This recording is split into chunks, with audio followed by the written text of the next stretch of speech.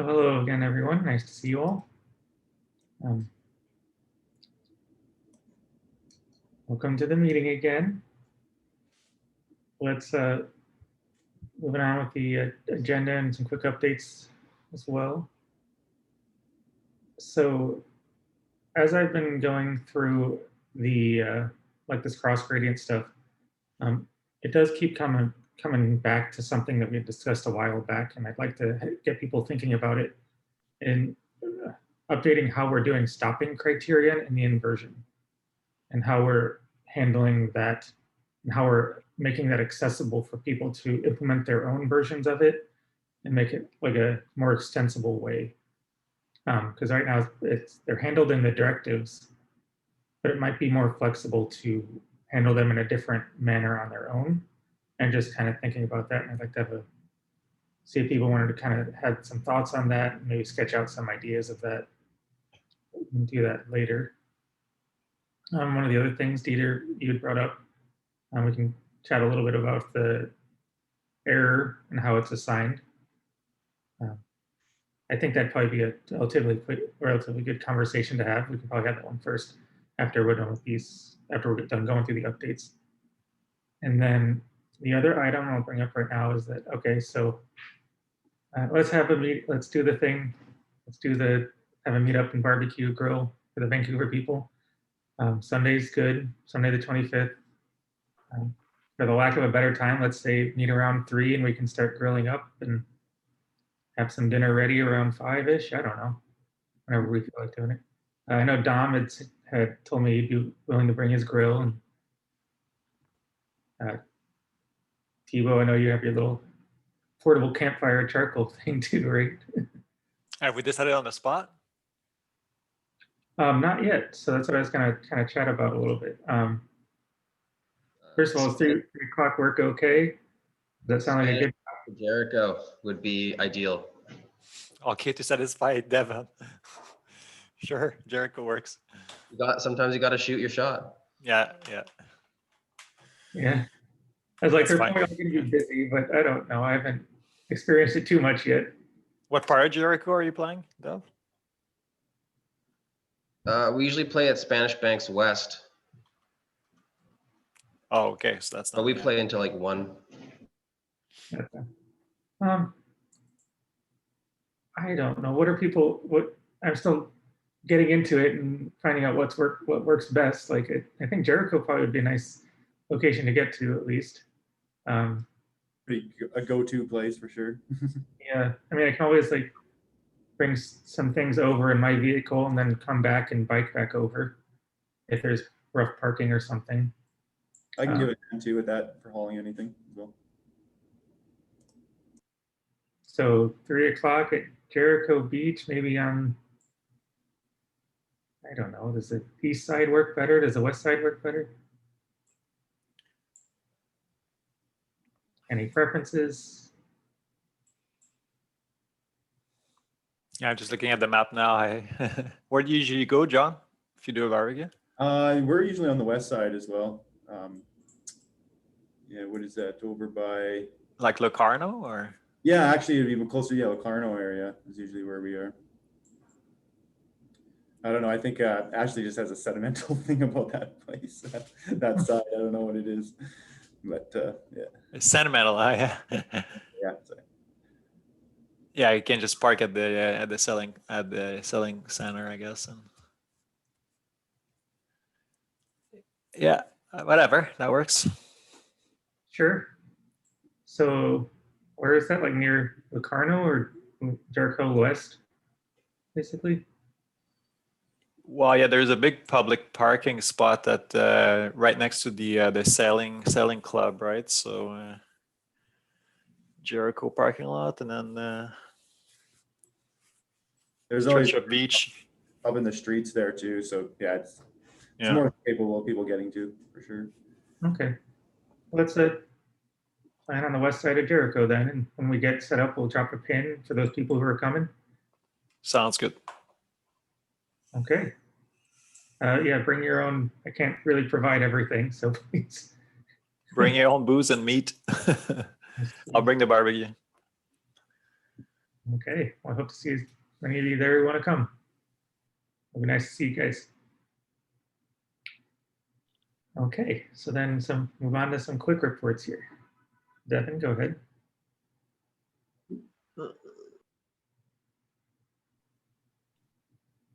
You muted, boot dude. Oh, double unmuted. Yeah, so pretty much finished through the discretized stuff.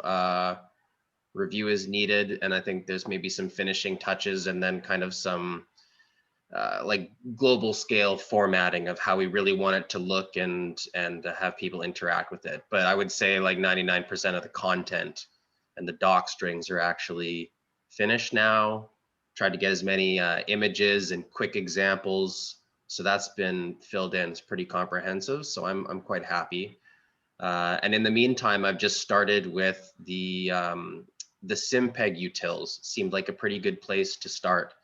I know we wanted to actually go through the SimPEG utilities and rename functions appropriately and define their input arguments appropriately. So I've got a branch now. I branched off of main in SimPEG, and I've just started the process of filling in doc strings. So I might as well do that. I think maybe I'll want a bit more of a plan for some of the other classes, seeing as people are probably actively working on areas of SimPEG, and I don't really want to be kind of moving stuff around or yeah, working on those files if they're actively being changed and people are making new functions and that kind of stuff. So when we get to that point, I think I'll get some advice from the group, but that's more or less what I'm working on right now. Okay, that'll be great. I should have time to review it this week, at least that end. As far as the SimPEG stuff, yeah, I think the documenting the utils functions is a great place to start. The classes are going to be a lot more difficult because it's more well, we have to deal with the properties stuff as well. One of the things we might want to look into replacing properties is we could,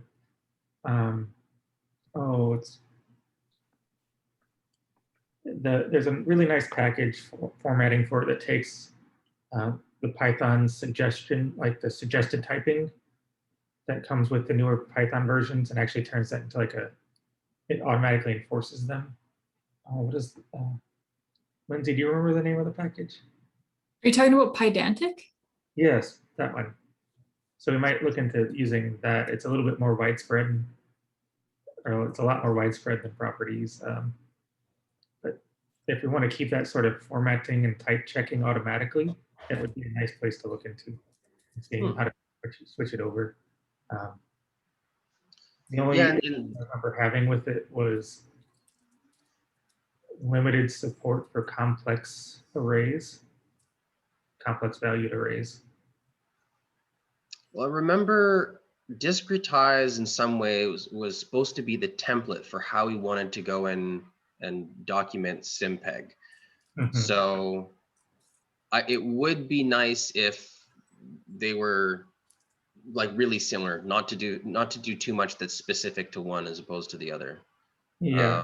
So fortunately, with the Pydantic, it doesn't really generate doc string on its own. So that'd be one of the benefits. So right now, properties, it's doing two things. Like it's doing the static checking, and then it's also doing this automatic generating of doc strings. In some yeah. Well, I mean, don't we have to go through the process of exercising the properties package again, and then just defining the properties using, the standard Python library? I thought that's what ends up having to be done. Yeah, it will be something like that. I was just throwing out another option if people wanted to look into Pydantic and see if that would help streamline the transition.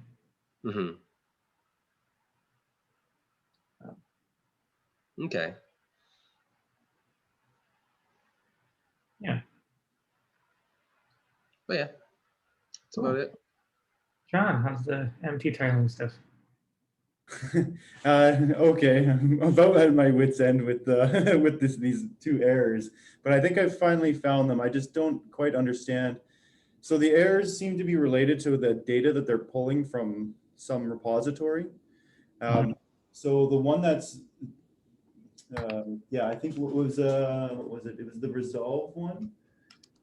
Yeah, when it goes to, there's a line in there where it's like river path equals resolve, and it looks for value for some item, and it says that the data object doesn't have value.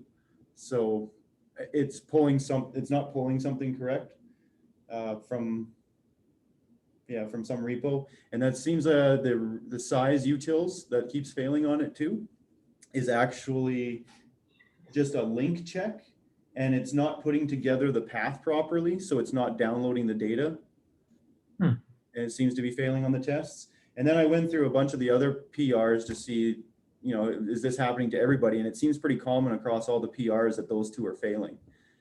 So there might be just a path check, and I'm just kind of getting into that right now just to see what it's trying to build as the path. And I was going to check with you guys if that's where it should be getting that data, because I'm thinking that's all that's failing, is it's just trying to pull it and then it doesn't load and then it doesn't have these keys in it.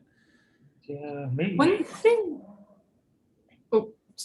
sorry, I didn't mean to interrupt, but one thing you could do, John, that then Soggy, jump in if you agree or disagree here. I think for the book, this is the Buchprenung example. Yeah.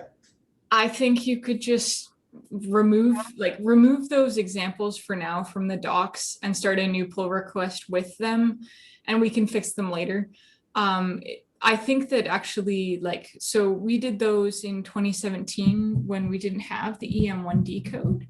And as we bring in the EM1D code, that's the code that should be used for those examples. So we might just replace them.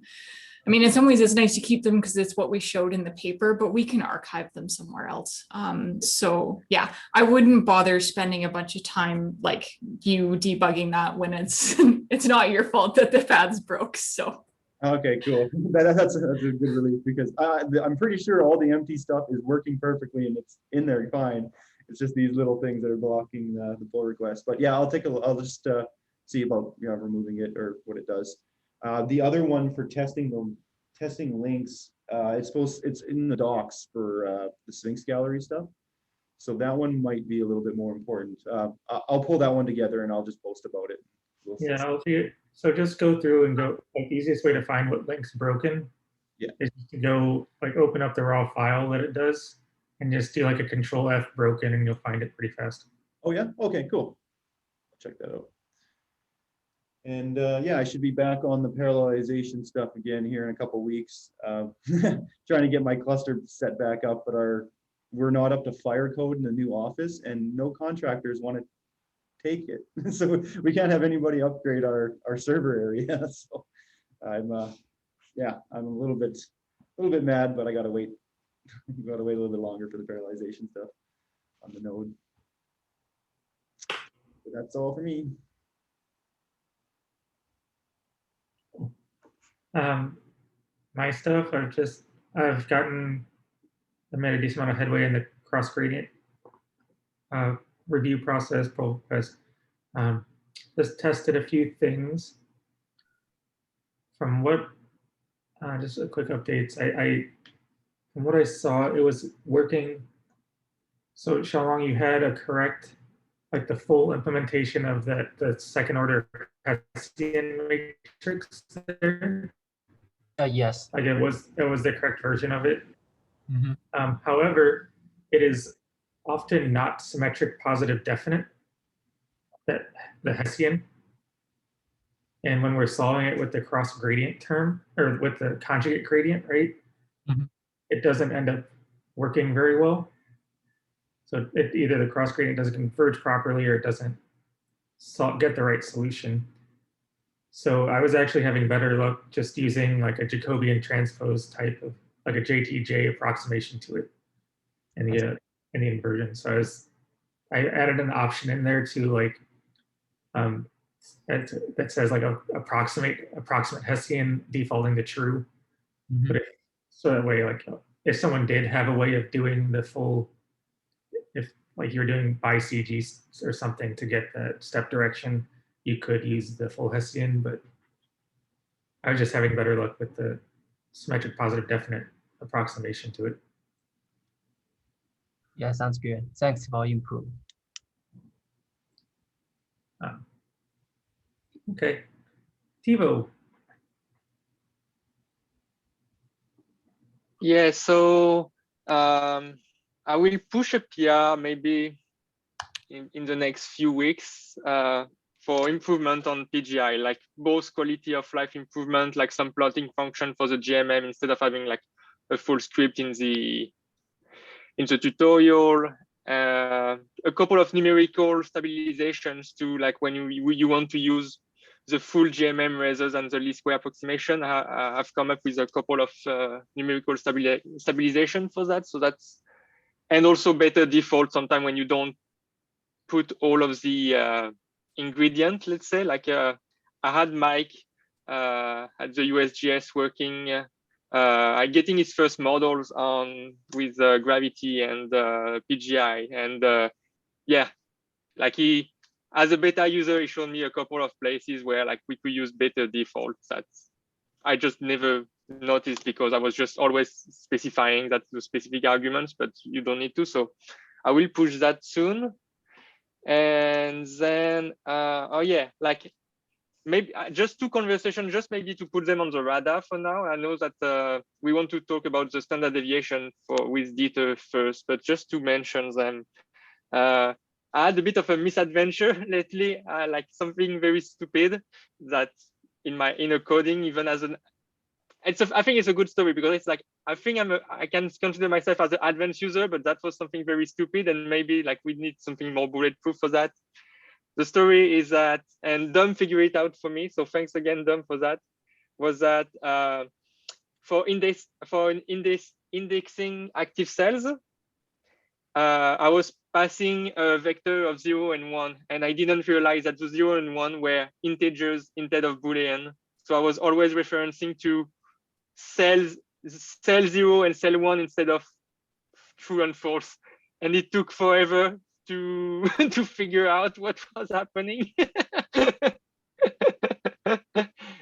So yeah, I was just not passing the right 0 and 1. So, and I think looking at the utils, we always output Boolean arrays, but right now the active cells could be either integers or Boolean. So I will maybe take the side of just accepting Boolean arrays for now and putting a check on that. But that's kind of like the one thing that I could probably try to come with a PR and a test for that. But if nobody is really adamant of you wanted to use integers array for indexing, that's the thing.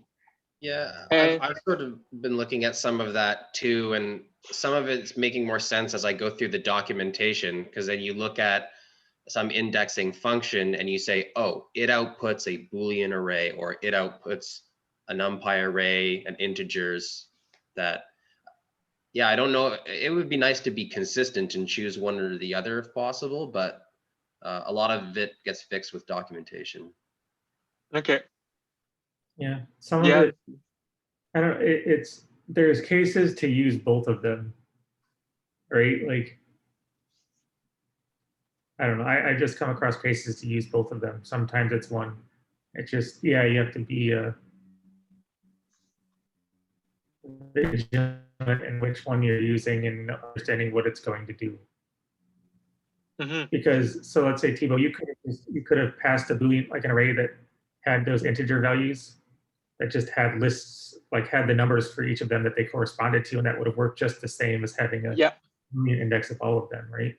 Oh yeah, no, I can see what the index is. It's just, I don't know, it was like a code that I wrote quite late on Friday night, and like I passed something and I put integers instead of Boolean. That's, I mean, and it took forever to figure out what's going on. And I understand you can use both. I'm just, I just wanted to tell that funny story and see if like yeah, like I always use Boolean, so I didn't know if people will be using the integers, or if we want to keep both, maybe we can come up with a test for something like like looking if there is like duplicate index in your integer array or something. I don't know, just I'd be okay with just enforcing bool, to be honest. It's cheaper anyway to store an array of bool than integers. And yeah. Sometimes. Like if it's a really long array and you only need a couple values, you know. Well, if it's a really long array and you only have a couple of values, you probably should be using some sort of other mapping, or your mesh design is weird. Yeah. One of the things I encountered that was challenging with using integers, and this is why I think Booleans are better, is you don't actually know what the size of the mesh is if you use integers. So you can actually end up sort of making a mess with integers, but with Booleans, it has to be the same as the number of cells. So I think you're a lot safer with Booleans. Like you can always go to integers, but you can't necessarily go back. And so that would be one reason I would stick with Booleans as what we enforce. Okay. Yeah, it's kind of nice too, because then you can plot it up really easily.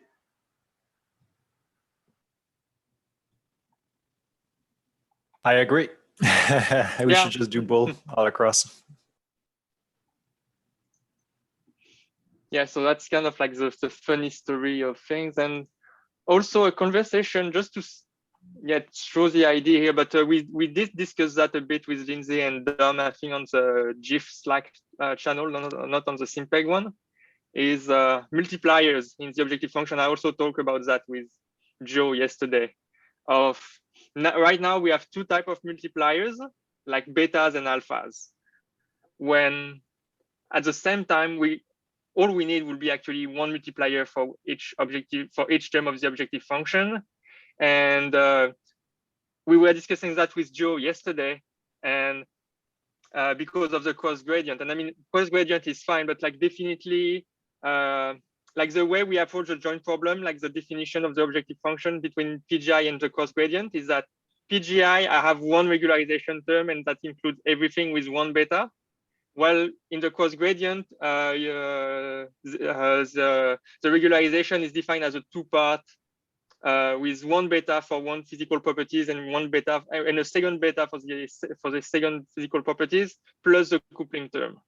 And so right now there is like a lot of we were seeing that with Joe is that we have a lot of directives that we will have to keep both, but specifying that some are for cross gradient and some are for PGI, for example, for joint. But the incompatibility is not really in what they do, it's the way it's formulated.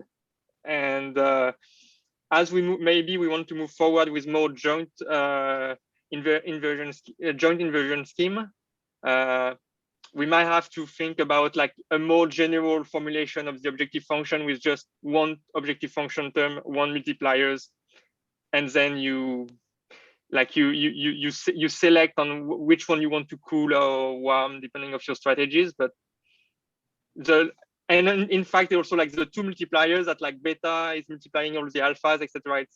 It might be getting difficult to have more general formulation of inverse problem.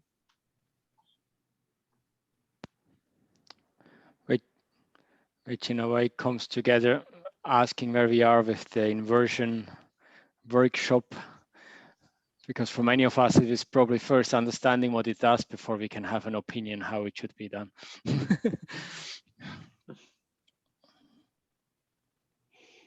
So that's it for me. That's kind of the two conversation items that I wanted to put on the radar for today. I will try to come with a PR with only using Boolean for the indexing and see if that breaks anything, and we can move along for that. And Devon, we can ping each other also, like with regard to the documentation for that, see if we can have some synergies there. Yeah, I looked through the utils that you made for the PGI, but I decided not to play around with anything yet. So any suggestions you have? And also just explaining what some of the stuff does, because I'm not really familiar with it. So we can definitely do that. Okay, yeah, sure. Like let's ping me if you have any questions on that for sure. Mm-hmm. Okay. Any other quick report before we go on?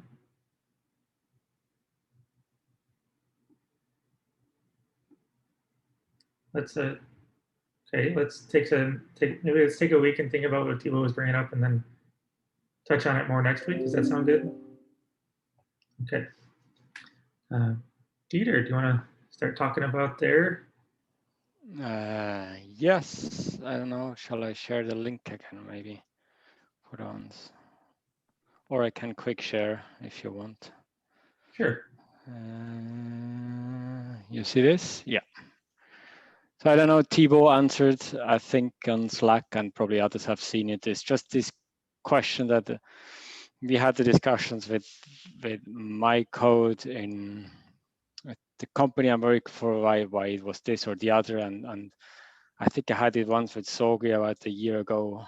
And I just thought I asked once, what was the reason for, let me silence that, for having just the sum and not the square root of the squares, as it is an uncertainty propagation. And I guess it would be a very easy fix. That's nothing big. I was more wondering, is there a reason? And if there is a reason, I would be interested in what is the reason. And if not, if we would like to change or not. I plotted it then, and I mean, the difference is really not big, and I would not expect big changes in inversion. It's really just at the area where responses approach the noise level. So it would have a bit a harder kink in the weighting. Well, the weighting would be 1 over that. So yeah, it's not a big thing. It was more out of interest. What is the reason for the current implementation, and what is other folks' opinions on that? And it simplifies things for you, right? For complex values, Dieter. Is that why the square inside is good for you? No, I think it would be the same. I don't think, because the data is the absolute value anyway, so it doesn't matter if it's complex or not. So the reason, like, that Dieter brought up is that it's actually kind of like, it's a statistical formulation of additive random variables for the noise. Like what we consider here is that we have a noise flow coming more like a noise flow, and then we have like a noise relative to the amplitude. And if you consider those two noises as independent with their own standard deviation, and you add them together, then the standard deviation of that additive noise is a square root estimation. It's just how the statistic works out, because what's additive is the variance, and the variance is a square is a square of the standard deviation. So it's just the statistics. And like, now that Dieter pointed at it, I'm like, I kick myself for not saying it earlier. But yeah, I mean, this is the correct statistical formulation with the square.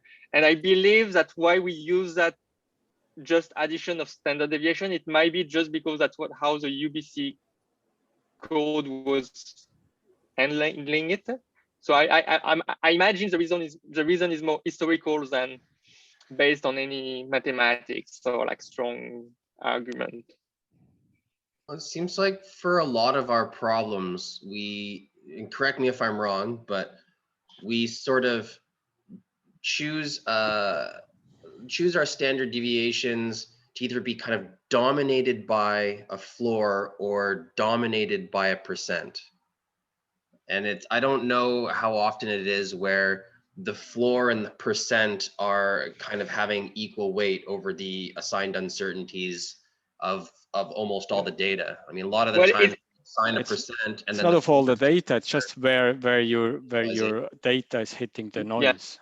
Yeah. It's like, for example, I don't know what, like, I'm just gonna choose like, I don't know, EM or DC sometime, and some people say like, I'm gonna throw out like, set my noise level to be like, like a certain percentage of your data are below that noise level or something. But like, the problem is for the data where the value is close to your noise floor. So that's where like the kink is happening. That's where you're gonna think. For the very high values, that's not going to make much difference. And for the very small values, that's not going to make much difference. But that's for all those intermediate values. That's why what we do is we overestimate the noise for those intermediate values. Yeah, I mean, I guess one school of thought is you have an independent floor noise source and an independent percent source, in which case, yes, you do this square root situation, or you're saying, I think that the standard deviation is a floor plus the percent. No, but one is an amplitude relative to amplitude noise, and the other one is ambient noise or whatever. It's a noise floor that is always around. So I don't think they are related. Yeah, in any case. This way. Anyway, I don't think there is a big change. I was really more curious how it came in, but so it's something coming from UBC. Yeah, I mean this long is, ago. if I can make some comments here, this is kind of where we had recognized years ago that wasn't what we were doing was not exactly correct, in the sense that we're just taking, the sort of standard deviation of a floor and then also the relative amplitude and just adding them together. But we never found a case where that kind of thing seemed to make any particular difference. So it was simple. We just left it like that. So this is actually interesting, and also opens up maybe the potential for looking at how we treat actually treat errors when we really have complex data, and also in sometimes when you have your measurements are real and imaginary, or your measurements might be amplitude and phase. Who's more fundamental, and how do you go back and forth, and how do you really kind of keep track of make sure that you're not throwing a curveball into something. So in your case, Dieter, what was the motivation for looking at this, or was there some flag that came up and you said, wait a minute, this is not quite right? No, it's just like the company I work with in this joint inversion framework, all the connection between the different methodologies or different data is done through standard deviation, the weighting. And that's why they are very careful that these things are done correctly to assure that the weighting of different parameters and different physical methods is done correctly. So that they just very focused on that, and they told me change it. So I changed it in EMG3D, but that means that it's different to SimPEG now. And that's, I think, why I had it with Sogi about it when we tried to incorporate EMG3D and SimPEG, because he said I do the misfit. Well, there are two things. One is standard deviation, and the other thing is, that was my next step, if we have complex data or not, and how we compute the misfit from it. But yeah, that's how it came up. It was not, more by. Well, there's always subtleties in these things. This might actually be a good time just to kind of follow this up just a little bit to kind of handle, make sure we've got the cases handled, or we know how to handle them. I think my reason was to ask if there was a discussion at some point and it was decided that's better, then it's fine. But my point is, if it's just for historical reason, that wouldn't mean we shouldn't change it.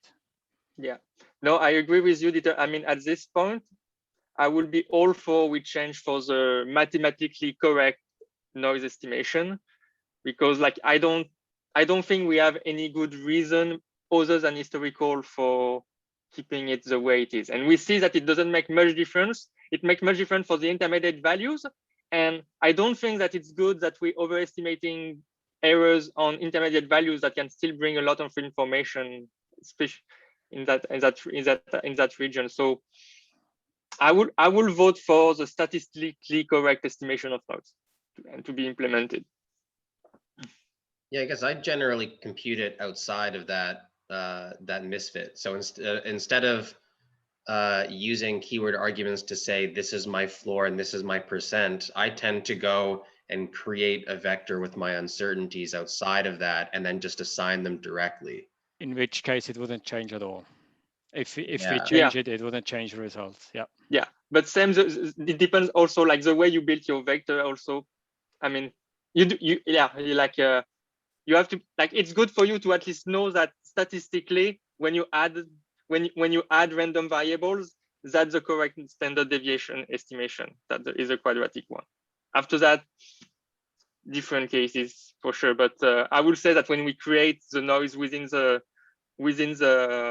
utility in SimPEG, that we have at least a statistically correct estimation of the noise when we put a noise floor and a relative error. Yeah. And it comes down to the conversation we had before with Joe, that when we change when we actually change the meaning of standard deviation within SimPEG, because what we call standard deviation was not actually the standard deviation. Yeah, actually, Yeah, but it's the way that we were constructing our uncertainties that was wrong. But once we do that, assuming all is correct, everything that happens afterwards, I don't think is problematic, is it? I Thibault, I'm not agreeing with that, because the standard deviation was defined as so I think how we define, maybe I think there was a little bit of there could be a bit of error, but the definition of standard deviation was the sum of floor plus percentage.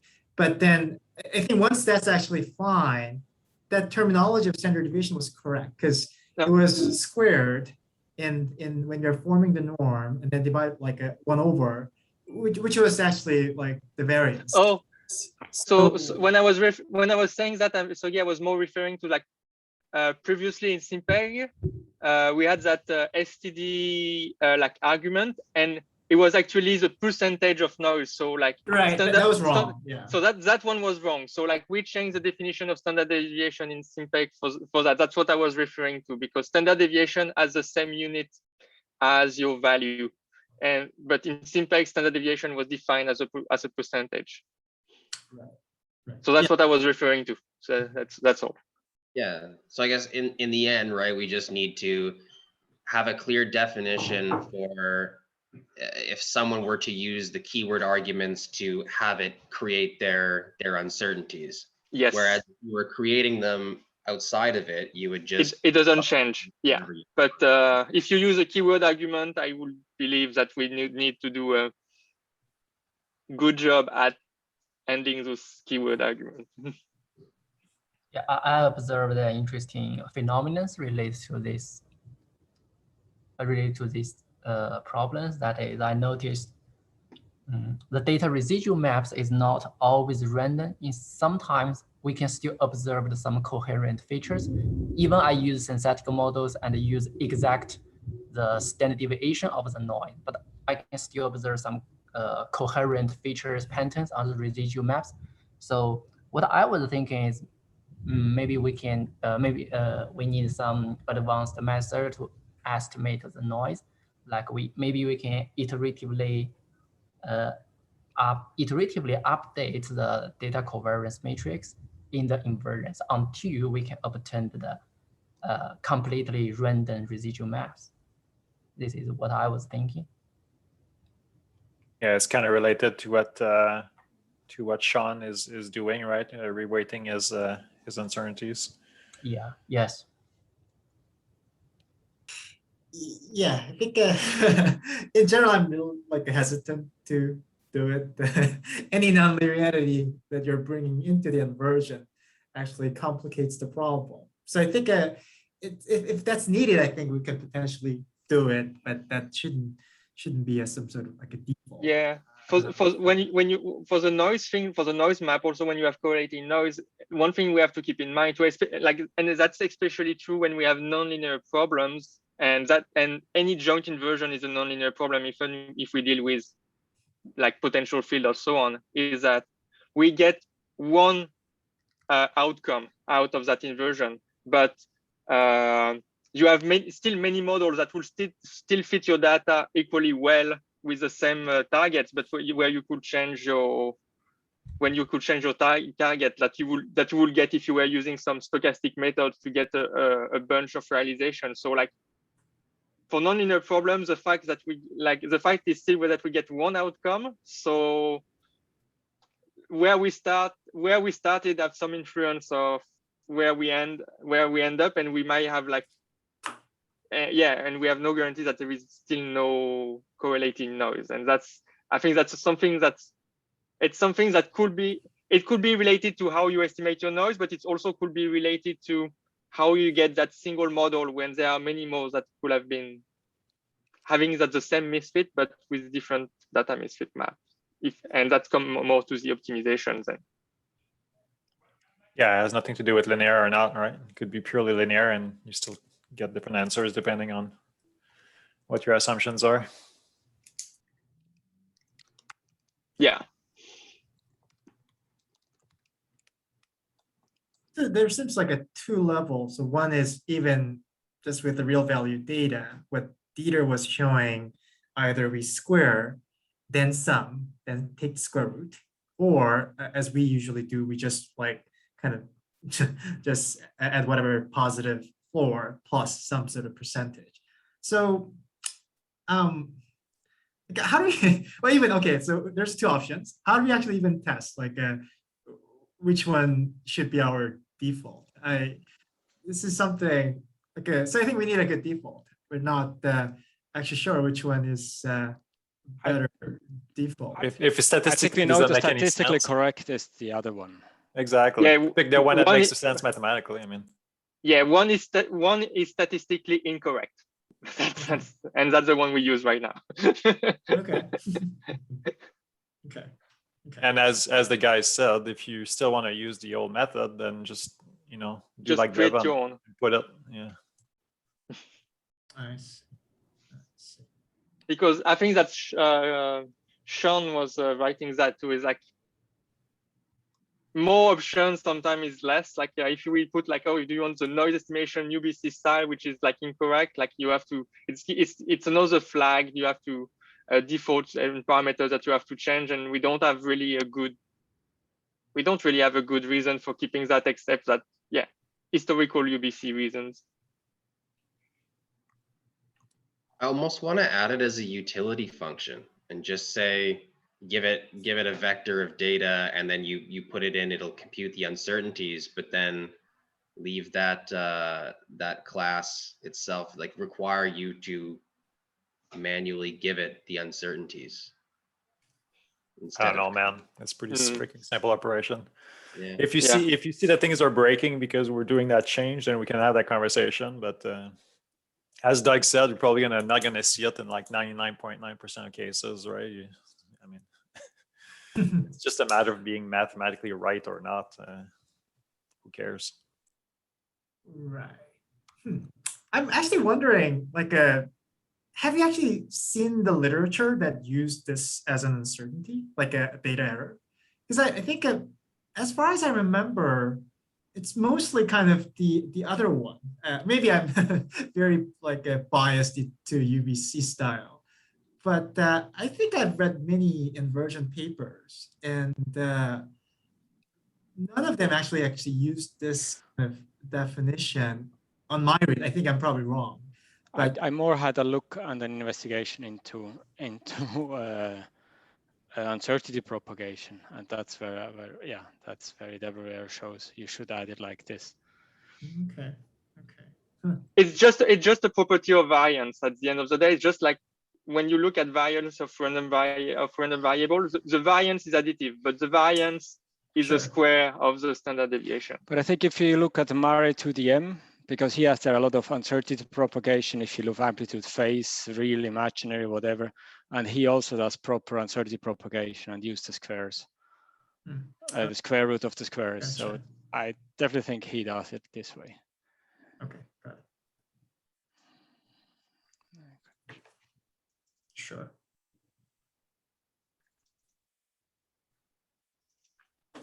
But yeah, I didn't want to start a fight or anything. It was really genuine interest. Why did it come inside. No flame wars, please. It's a it's something nice to have external opinion, because we're just so used to it. Never really doubt whether that is correct or not. We're just so used to it. And I think I have much more opinion on having the misfit separate on real and imaginary than having a different standard deviation. But I think that's probably an entire different topic for discussion. Because I think there it's really, in my opinion, it's not physical to not treat them as one value to get the misfit. But that's probably almost a philosophical question. So before we actually move on that, maybe something interesting that we could actually just do. So we just changed that our default to the square sum, and actually see if all of our test is passing. hopefully, I mean, there's no test to actually do that, but I think there's some tests like we run the inversion, make sure it converge, I think. So as a first shot, just checking whether that's probably a good check. All of the and also rebuild the gallery and see if all the outputs looks just like see is there any noticeable difference by doing so. If not, then actually in practice that doesn't really matter. So like keeping whatever mathematically correct form might be a better way to go, I guess.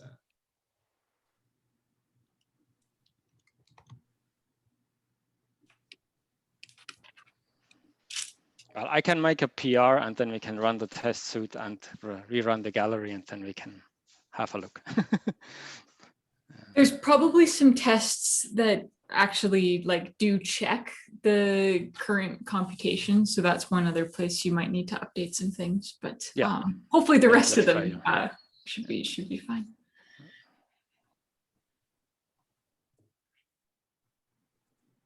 Oh.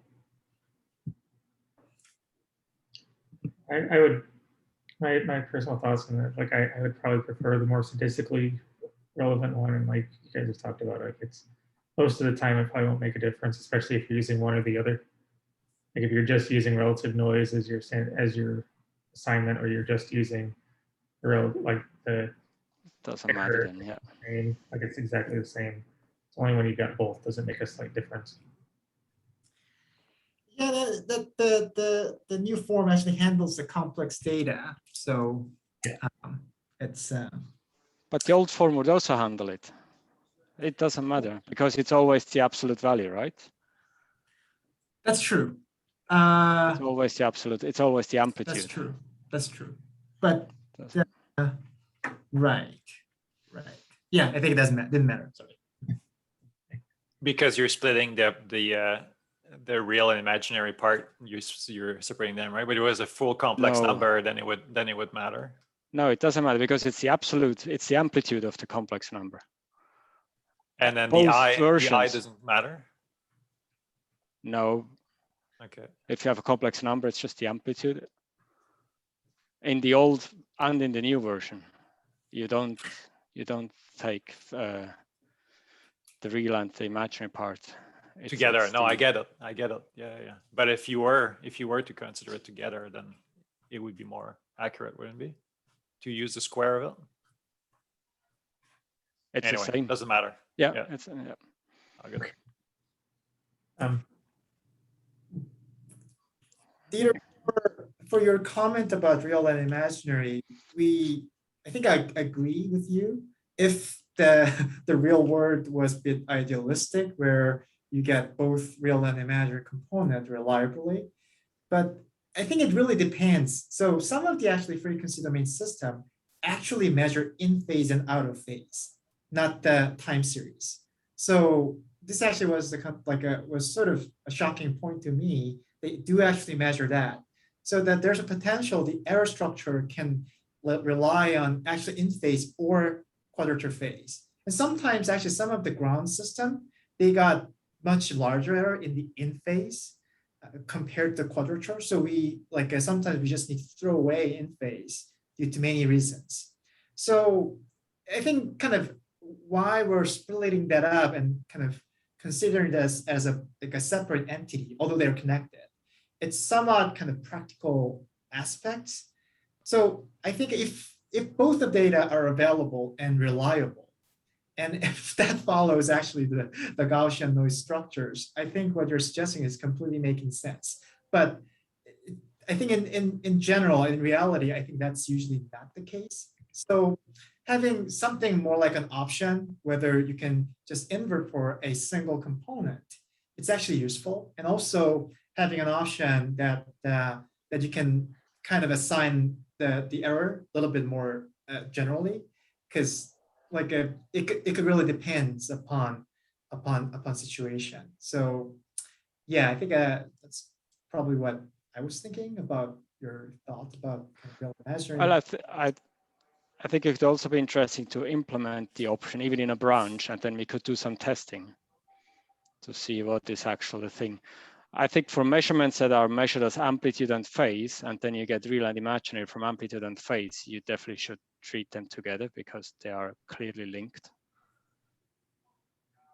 But if you say you have measurements where you measure them completely independent, then it's maybe different. I don't know. Well, it's still not completely independent, but they do measure like the in phase and quadrature phase. So yeah, if in such a case, which is actually quite common. I mean, at the moment, it wasn't an option because the data was always real. There was the real data object, and you gave them the real value or the imaginary value. But now that you introduced the complex data, we could start playing around with it. That's more like a right. And I am happy. Like it's we should actually introduce that that considering that as a complex data, because actually numerically it's actually more cheap. So rather than solving twice, we just need to solve once. We need for that having separate real and imaginary, we need to solve the A invert. Well, not A inverse, but the back supposition twice. Whereas if you just consider it as a complex data, you just need to solve once. So yes. Yeah, everything like when the problem gets bigger, a single thing matters. So yeah, having an option like that would be beneficial for all of us. Peter, for marine EM systems, is it more physical to think about amplitude and phase as being what is truly measured, or the real and imaginary components?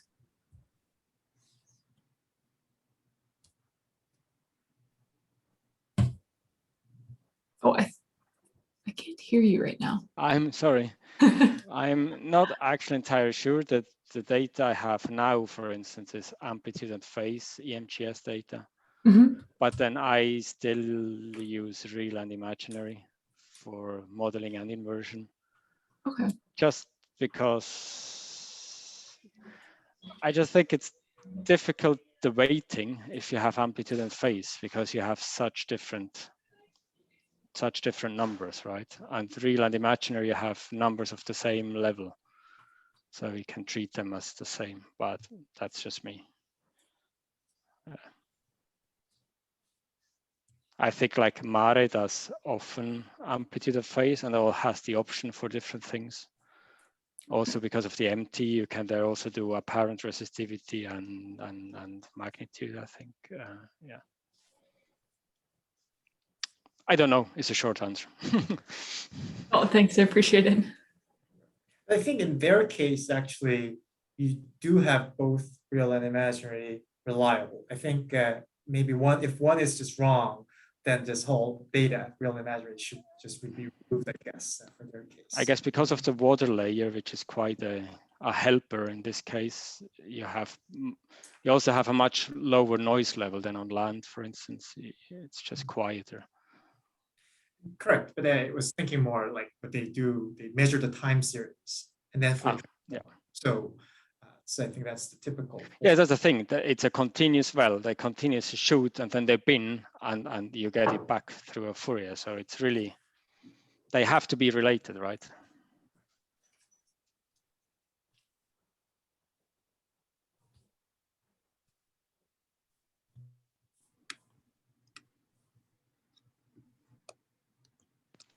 That's me. The last point was out of interest. Do you ever add non-zero mean when you add noise? That's just an out of interest question. Never tried it, but you could. Yeah, if you feel there is a bias in your noise, like I don't think there is anything. I think my boss brought it up earlier, and he said, well, if you would stack it many times, you would never get exactly the result in reality, right? There is always some noise that is not, has zero mean. So you would end up with some responses that still have a noise, even if you stack them 100 times, because that's just real life. Yeah. The way you will do it in SimPEG is that right now, like the way also when we write the UBC file and the noise is treated, it's like it assumes that you have an unbiased noise that we store. Like we store the noise, the noise that we store. It's the standard deviation of our noise, like everything added, but it assumes zero mean. What you will do in SimPEG if you believe you have biased noise is that you would you will remove the mean of your noise from the data, because that's what that is, right? Like you just like the bias shift your data. So you will invert your data minus the mean of your noise with the standard deviation of the unbiased leftover unbiased noise. That's what you will do. That sounds like a regional field. Well, particularly in empty, you will have it, right?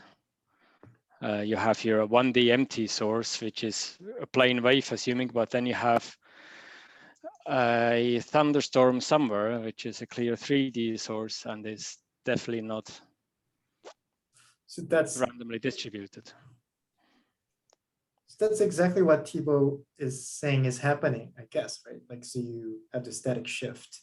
You estimate it somehow, subtract it from your data. Yeah. So. Yeah. But wait a minute.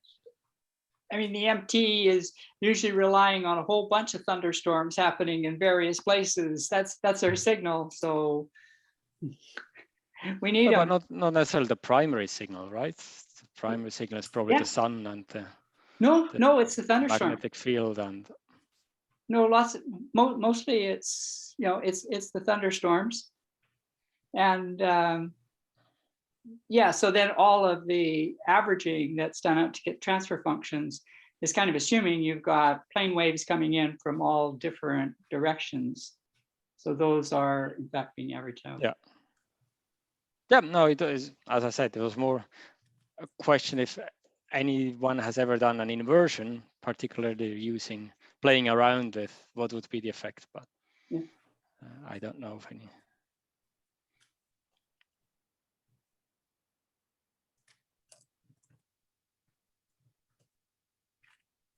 Yeah, I remember, just to mention it, when Sarah Gary was here, like she was doing agricultural application of geophysics, especially with DC.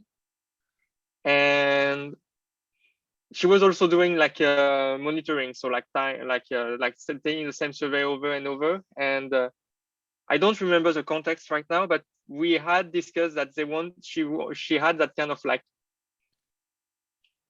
well, she had like an initial inversion, and she was seeing some point with like significant standard deviation, and she mentioned the idea of maybe having that misfit between the modeling and the observation from the original inversion propagates through the different inversion at different time. And so I think that's why we discussed stuff like, okay, then you could not fit that data, that's the closest you could get, so maybe that difference, that misfit at those points from your initial inversion, maybe you can remove that from your subsequent inversion to propagate that thing. And so we considered the misfit of the initial inversion as biased noise per point or something like that. I think she did something like that, but I don't know where it went after that.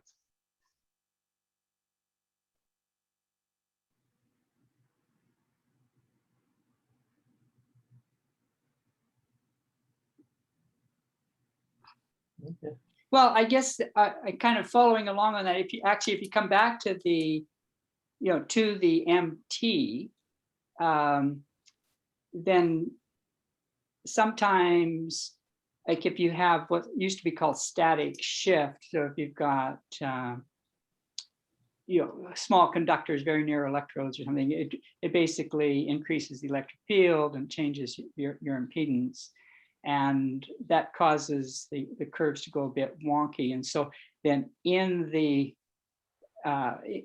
inversion framework, you can actually put in a variable that you try to account for this static shifts. So it's not something that you can add as noise into the data, and it's not something that you can subtract from directly.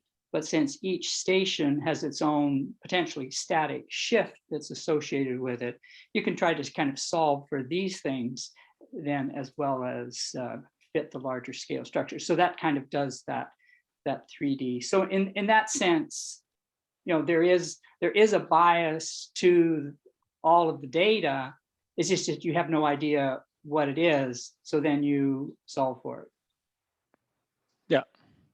Yeah, I guess the idea is just that a perfectly Gaussian zero mean noise is a very idealistic thing. That is probably not what's happening in reality. That's more the point of interest. That would be, has it been investigated? Has anyone run inversions with losing these assumptions and adding more complex noise? I guess in other words, that's a question.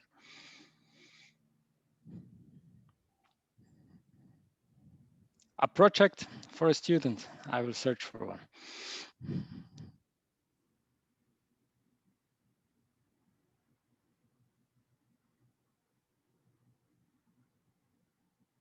Okay. Okay. Well, I think that we're at that hour that now.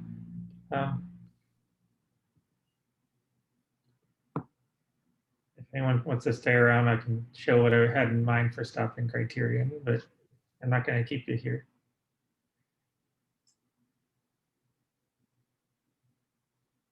Can we reserve it for next meeting then? Yeah, sure. Yeah, let's talk about it, because I think it's an important topic. Yeah. I'll share a little quick outline of at least what I did on, or what I was thinking of on Slack. It's pretty simple. It's essentially just using the bitwise, like overloading bitwise operators to represent the stopping conditions. So we can just arbitrarily combine them and put them together. It's just, you could say, oh, it's like I want this condition and this condition or that condition, and yeah. Hey, that's about it. I'll share a little quick thing afterwards. But thanks, Paul, for coming. See some of you guys on Sunday. Other thing, we should probably look at doing another one in August or September sometime, see if we can get Soggy up here. Yeah, they moved it to the 20, or did Canada still have it on August 7th, or is it just the states that aren't allowing us to go until? I think it's the 9th for Canada, if I was mistaken. But, yeah, I believe that's correct. If you're double vaccinated, you can come into Canada as of the 9th without having to do quarantine. Yeah, we should. No, that Soggy had the lead, but yeah. Oh, we have to do 2. Oh no. Anyone else left who wants? But, okay, thanks guys. I gotta go. Cheers. Bye. thanks, Paul. See you guys. All right.